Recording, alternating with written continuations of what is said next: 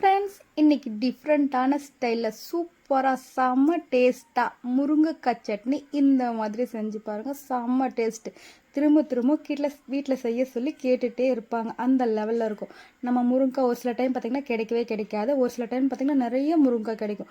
அது ஒரு சிலதெல்லாம் முத்தி போயிட்டுருக்கும். முத்தின முருங்கைக்காய் வேஸ்ட்டாக போதேன்னு இருக்கும். நல்ல முருங்கைக்காய் நாட்டுக்காயாக இருக்கும், ஆனால் முத்தி போயிட்டுருக்கும். வேஸ்ட்டாக போச்சு, என்னடா பண்ணுறதுன்னு யோசிக்கிறீங்களா? அந்த மாதிரி டைம்லனாலும் சரி, நம்ம என்ன சட்னி செய்யறதுன்னு தெரியலையே, யோசிச்சுட்டே இருக்கிறோம், என்ன பண்ணலாம் அப்படின்னும் போதும் சரி, இந்த மாதிரி முருங்கைக்காய் சட்னி செஞ்சு பாருங்க. ரொம்ப உடம்புக்கு ஹெல்த்தாகவும் இருக்கும், டேஸ்ட்டு சூப்பராகவும் இருக்கும். இது வந்து நீங்கள் ஃப்ரிட்ஜில் வைக்காமல் தனியாக வெளியவே 2 நாளைக்கு கூட வச்சுருந்து சாப்பிட்லாம். எதுவுமே ஆகாது, கெட்டு போகாமல் அப்படியே இருக்கும். டேஸ்ட்டு சூப்பராக இருக்கும். பார்த்திங்களா, இந்த மாதிரி முருங்கைக்காய் முத்தின முருங்கைக்காவாக இருந்தால் இப்படி சும்மா லைட்டாக திருவினிங்கன்னா ஒரே டைம் டப்புன்னு உடஞ்சிக்கும். இல்லை ரொம்ப எலசாக இருக்குதுன்னா கொஞ்சம் நல்லா முறுக்குனிங்கன்னா அழகாக வந்துடும். நீங்கள் எடுக்கிறதுக்கு ரொம்ப கஷ்டப்பட தேவையில்ல. ஸ்பூன் இருக்கு இல்லைங்களா, ஸ்பூனில் அந்த சாதத்தை மட்டும், முருங்கைக்காய் சாதத்தை மட்டும் இப்படி சுரண்டிங்கன்னா அழகாக முருங்கைக்காய் அந்த தொக்கு தனியாக, உள்ள இருக்கிற சாதம் தனியாக வந்துடும். இந்த மாதிரி எல்லா முருங்கைக்காயிலேருந்து இந்த மாதிரி சாதத்தை சுரண்டி எடுத்துக்கோங்க. இப்படி எடுக்கும் போது ஈஸியாக இருக்கும், ரொம்ப சூப்பராகவும் இருக்கும். எடுக்கிறதுக்கு ரொம்ப சிம்பிள். பார்த்திங்களா எவ்வளோ ஈஸியாக வருதுன்னு சொல்லிட்டு பாருங்கள். இருக்கிற மாதிரி எல்லா முருங்கைக்காயிலேருந்தும் சாதத்தை நம்ம இந்த மாதிரி நீட்டாக எடுத்துக்கலாம். பாருங்கள், இது கொஞ்சம் எலசாக இருக்குது. நல்லா முறுக்குனிங்கன்னா அழகாக வந்துடும். அவ்வளோதான், பார்த்திங்களா வந்துடுச்சு. இப்போ இதில் இருக்கிற கொட்டை எதுவுமே வேஸ்ட் பண்ண தேவையில்ல, அப்படியே நீங்கள் போட்டுக்கலாம். அந்த தொக்கு மட்டும்தான் நம்ம எடுக்காமல் விடுறோம். இது பார்த்திங்கன்னா இதெல்லாம் எடுத்துகிட்டு அதே மாதிரி நம்ம இப்படி எடுக்கும் போது சைடில் பார்த்திங்கன்னா எலசாக இருக்கிறதுனால சைடில் வந்து கொஞ்சம் குட்டி குட்டியாக குச்சி வரும். அந்த தொக்கோட குச்சி சைடில் கொஞ்சம் கொஞ்சம் இருக்கும். அதையும் நம்ம என்ன பண்ணணும், நைஃப் வச்சுட்டு லைட்டாக எடுத்துடணும். நம்ம இந்த மாதிரி எல்லாத்தையும் நம்ம எடுத்துடலாம். ஃபஸ்ட்டு நம்ம எடுத்துட்டுக்கப்புறமா நம்ம சட்னிக்கு ரெடி பண்ணலாம். இந்த மாதிரி எடுக்கும்போது சைடில் இருக்குது இல்லைங்களா, பார்த்திங்களா இந்த மாதிரி குட்டி குச்சிங்க. இதை வந்து நம்ம நைஃப் எடுத்துக்கோங்க. நைஃப் எடுத்துகிட்டு கொஞ்சமாக சைடில் இப்படி எடுத்திங்கன்னா அழகாக அந்த குட்டி குட்டி குச்சி மட்டும் வந்துடும். அப்புறமா நம்ம நீட்டாக இருக்கிறத கொஞ்சம் துண்டு துண்டாக கட் பண்ணி எடுத்துக்கலாம். இவ்வளோ லென்த்தாக விடாமல் கொஞ்சம் இது பண்ணிக்கலாம். இருக்கிற குச்சிங்க எல்லாமே நம்ம எடுத்துடலாம். அந்த மாதிரி குட்டி குட்டியாக கட் பண்ணிக்கோங்க.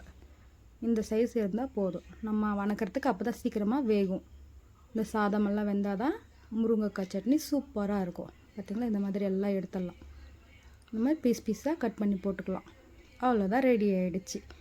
இப்போ குச்சி தனியாக, முருங்கைக்காய் சாதம் தனியாக வந்துடுச்சு. இப்போ ஒரு வானல் வச்சுக்கோங்க. வானல் வச்சுட்டு அடுப்பு ஹை ஃப்ளேமில் வச்சுட்டு எண்ணெய் நல்லா காயட்டு. ஒரு 2-3 டேபிள் ஸ்பூனாட்டம் எண்ணெய் விட்டுருக்கேன். இப்போ நம்ம சின்ன வெங்காயம் இருக்குங்களா, ஒரு 20-15 சின்ன வெங்காயம் மட்டும் எடுத்துக்கோங்க. எடுத்துகிட்டு அதில் போட்டுடுங்க. போட்டு நல்லா வணக்கி விட்டுடுங்க. 15 சின்ன வெங்காயம்னா ஒரு 10 பல் பூண்டு எடுத்துக்கோங்க. 10 பல் பூண்டு போட்டுக்கோங்க. அதே நல்லா வணக்கி விட்டுக்கோங்க.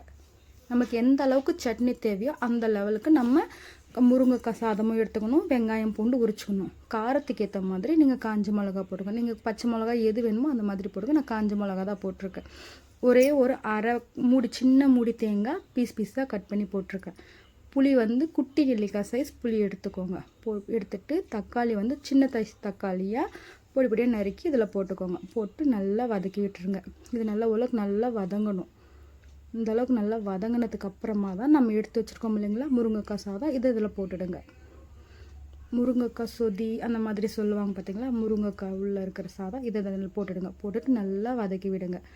தண்ணி ஊற்றி வேக வைக்கணுன்றது அவசியம் இல்லை. உங்களுக்கு தண்ணி கொஞ்சமாக ஊற்றுறதா இருந்தால் ஒரே ஒரு அரை டம்ளர் தண்ணி ஊற்றிக்கோங்க. ரொம்பலாம் ஊற்ற தேவையில்லை. நான் தண்ணி ஊற்றவே கிடையாது. இந்த அளவுக்கு நல்லா வணக்கி விட்டுடுங்க. கைவிடாமல் ஹை ஃப்ளேம்லேயே வச்சுட்டு வணக்கி விட்டுட்டு அடிகனமான வானல் எடுத்துக்கோங்க. ரொம்ப மெல்லிசான வானல் எடுத்திங்கன்னா சீக்கிரமாக தீஞ்சிரும்.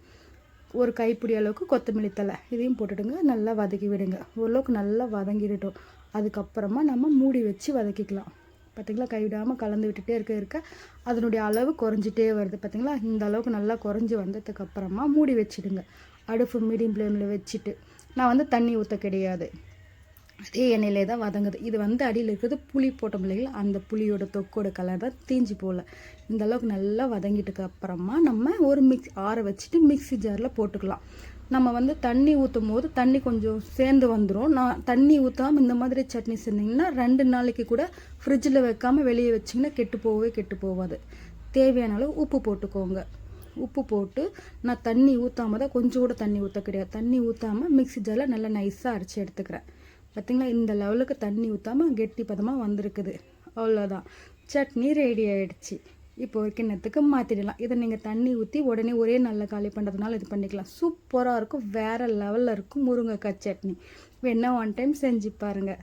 சூப்பரான முருங்கைக்காய் சட்னி ரெடி ஆகிடுச்சு. வீடியோ பிடிச்சிருந்தா லைக் பண்ணுங்கள், ஷேர் பண்ணுங்கள், சப்ஸ்கிரைப் பண்ண மறக்காதீங்க. பாய்.